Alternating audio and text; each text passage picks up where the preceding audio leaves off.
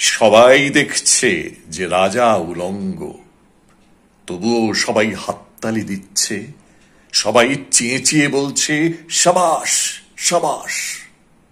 কারো মনে সংস্কার, কারো ভয়, কেউ বা নিজের বুদ্ধি অন্য মানুষের কাছে বন্ধক দিয়েছে, কেউ বা পরান্নভোজী, কেউ কৃপা প্রার্থী, উমেদার, প্রবঞ্চক, কেউ ভাবছে রাজবস্ত্র সত্যি অতীব সূক্ষ্ম, চোখে পড়ছে না যদিও, তবু আছে, অন্তত থাকাটা কিছু অসম্ভব নয়।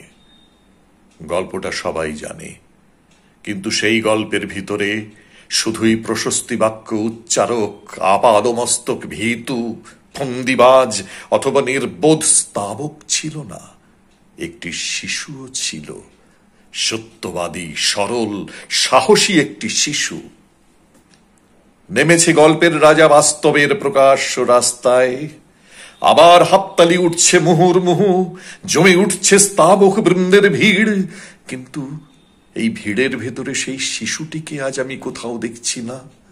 শিশুটি কোথায় গেল?